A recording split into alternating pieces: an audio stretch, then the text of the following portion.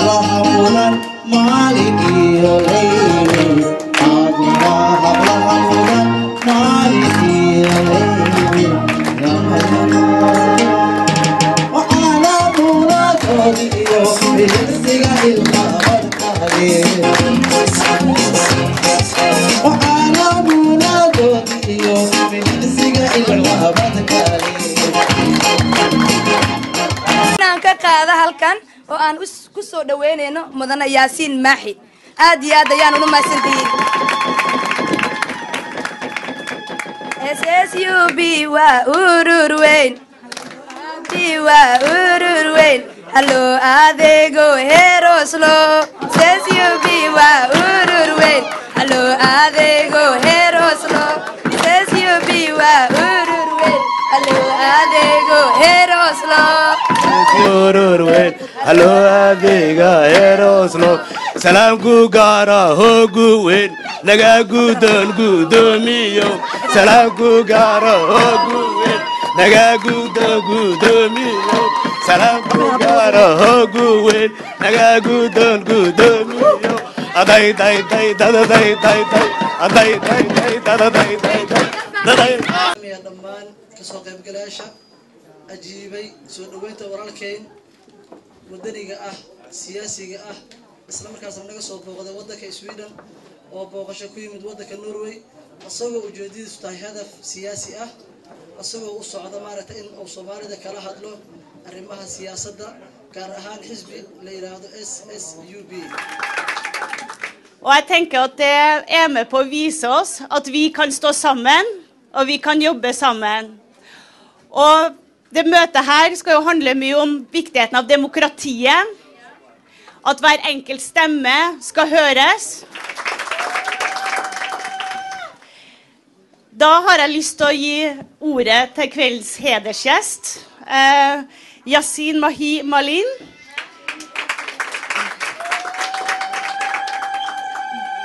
Det er en stor ære for oss å ha deg her. Jeg håper at vi kan arrangere et nytt møte som ikke på påskeaften, med litt nærmere. Sportigu waxa weeye waa nabad marka meel adarataada meel lagu ciyaarayo shiribkii hadda oo kale meesha lagu ciyaarayo waa meel nabada kubadda cagta meel lagu ciyaarayo ma kubaduhu nooc u yahay noqotay sportigu qaybteed doontaa noqotay waa meel nabada waxa ogaataan inay astaan nabadeed u yahay sportigu male qabyaalad waxaan ku faraxsanahay inay Soomaalidu fahantay laba arrin kow inay fahantay inay ku faanto waxa ay leedahay ee isku xidhaya ay kow ka tahay luqadda laba ay ka tahay dhaqanka kow ay ka tahay diinta laba ay ka tahay dhaqanka saddex ay ka tahay luqadda afar ay ka tahay waxa ka dhaxeeya ee dalka ah ay si u kala tagin ururkan SSUB waxaan u maleynayaa waa urur cusub waxa hogaaminaya nin dhalinyaro ah aqoon-yahana isboortiga sidaas daraadeed hadduu mar badan qurba joogay oo wax badan qurba joogo wax ku bartay dhalinyaro oo yahay isboorti oo yahay waxaan aamini karnaa ama qiyaasi karnaa inuu yahay xisbi mudan in lagu beero laga mid noqdo waxaa marka koowaad mahad iska leh ilaahay noo sahlay inaan halkan aan sugu nimaadno oo arrintan cajiibka ah aan ka wada qaadano dhammaantayada marka labaad waxaan mahad siinayaa dadkii arrintan soo abaabulay muddada aan balgaha aan ku jiray waxa aan bartay Soomaali maanta nafteeda aan u hurayo dad waaweyn ah dad yar ah hooyooyin ku jiro walaalayaal adeerayaal ku jiro dadkaas qaar ka mid ah boqorooyinka iyo boqorada aan la kulmay oo meel sare iga taagan maanta waxa ka mid ah Ayne Marwa Ayne Hussein iyo Badia Godaya ya waxaan idinka codsanayaa idinkoo raali ah inta wada istaagtaan ina hal mar wada salaantaan iyagoo dhan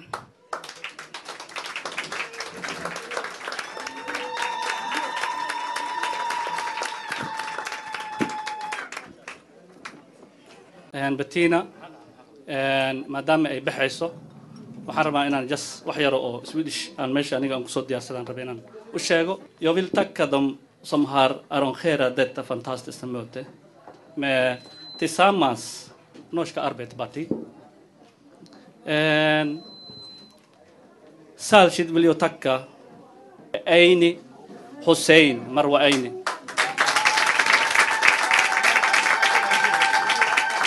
Jag vill också tacka Bettina Torfik, Naima Aseir,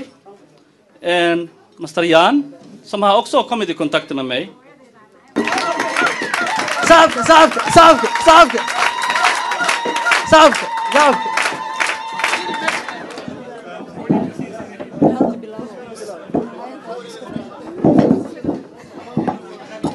markii hore intaanan balaabin waxaan aad iyo aad ugu mahad celinayaa Marwo Roodo oo ah marwada soo qaban qaabisay raggan iyo gabdhahan aad u jeedaan oo dhalinyarada ah. waxaanan soo bandhigaynaa xaflad kasta oo aan qabanayno wadanka Norway inaan saa u soo bandhigno hidii dhaqankeena aan marnaba aanan iloobin hidii dhaqankeena.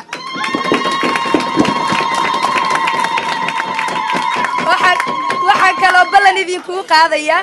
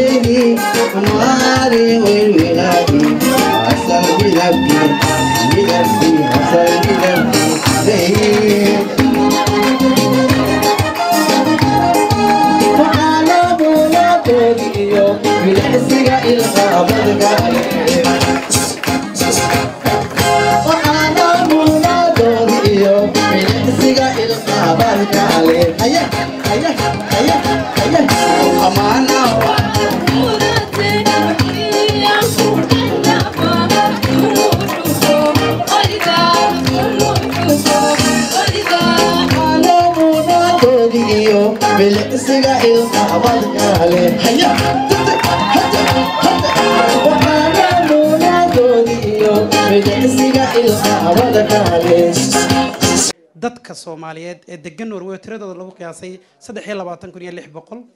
waxa ka buuxdan resource waa dad sharaf leh aqoon leh diin leh dhaqan leh wax walba waynu leenahay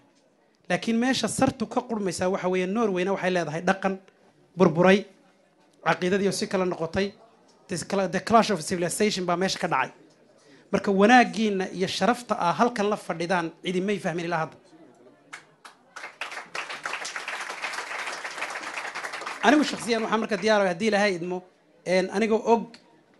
ahay qof had iyo jeer difaaca ummadda Soomaaliyeed waxaan leeyahay 150 goor baan difaacay arrimaha halisa marka aniga og wanaagii xumaan ummadda Soomaaliyeed waxay galaan oo gudaan in arinta iyada ah wanaaga iyo xumaantaba maaragtay aynu ka hadalno marka ugu horeysa waxaan anu ku hadlayo codka walaalahay miiska la fadhiyahay mahad celinaya abaabulayaalka barnaamijka kan inoo suuri galiyay inaan isku nimaadno inaan wada hadalno in aan qaybsanno aqoonta fikirka iyo culayska nasaara bismillaahir rahmaanir rahiim sharaf ay tahay inaan maanta ka soo qayb galo xaflad sidaan oo kale ah oo ka dhacayso magaalada caasimadda Oslo oo aan ku faanayno inay kamid tahay magaalooyinka Soomaalida ugu fara badan ee Norway ay degan yihiin waxaan u mahad celinayaa oo mahad gaar iska leh Allah subhanahu wa ta'ala kadib gabadha walaasheena Marwa Eini oo suuro gelisay intaana Soomaali ah inay ku nool yihiin magaalada caasimadda ee Oslo ee u muujiso walaalkeed Yaasiin Maaxi Macallin oo nooga yimid waddanka Sweden. waxaa sidoo kale mahad gaar iskale Xuseen Madoobe Ibraahim Buuday oo garbaheeda buuxiyey walaashan Ceyni. marka ma u maleynaya maanta iyo berridam inaan guurayno marka go'aanadu wax ku yeesha leedin ku dhaqayo ta labaad waxay tahay waxaa jira waxa la yiraahdo afkiina waxa ku dhahdaan kultuur kloft waxa la yiraahdaa masaafada dhaqanada u dhaxaysa Norwegianka iyo Soomaalida aad u kala fog yihiin waxaa jira wax anaga amaano ah oo Norwegianka ay khalad u arkaan sababna u noqday in caruur badan looga qaato waalidiin Soomaaliyeed hal arna soo qaadana 10 second ku soo kooba waxaan maqlay in waalidiin Soomaaliyeed looga qaato caruurta inay macallimiinta tixgeliyaan oo macalinka ay si fiican u salaanto hooyada oo macnaha Norwegianka ay yiraahdeen hooyadan markay caruurteeda keento macallimiinta ay salaantaa ilmaheeda ma jecla arrintaas waxaan rabnaa inay u sharxaan marka aad doorataan waa sababta aad u dooranaysaan in dhaqankiina u sharxaan Norwegianka mudane Ibraahim Buuday mudane Xuseen Madoobe walaashay Marwo Ceyni dadkan walaalaha oo ka soo qayb galay shirkan iyo xafladan quruxda badan leh runtii waxay ii tahay wax aan la soo koobi karin farxad aad iyo aad u qurux badan aad iyo aad ayaad u mahadsantihiin 2 usbuuc mise 3 usbuuc waxay ila shaqeynayeen si oo xoog leh 3 qofood meesha ay la tahay tahay sharaf weyn inay nagala soo qayb gasho barnaamijkan awoodiisa Hiram Caraale thank you very much baayada mahadsantahay waxaan kaloo rabaa inaan u mahad celiyo 2 maalmood ilaa 3 maalmood oo nala shaqeynayay walaalkay Yuusuf Arbacow sida kale loo yaqaano aad iyo aad u mahadsantahay waxaan rabaa mar labaadna inaan ku celiyo horena aan u iri dhowr jeer aan lii weydiiyey waxaa leeyahay warniyo hooyaa tahay leeyahay warniyo maxaad halkaan u timid meel baa liiga weydiiyaa yaa tahay min shukriga ilaahay shahaadada qiraan ah nin sharafta Soomaaliyeed shay siisan baan ah ninaan shukrka gaalada shabahin baan ah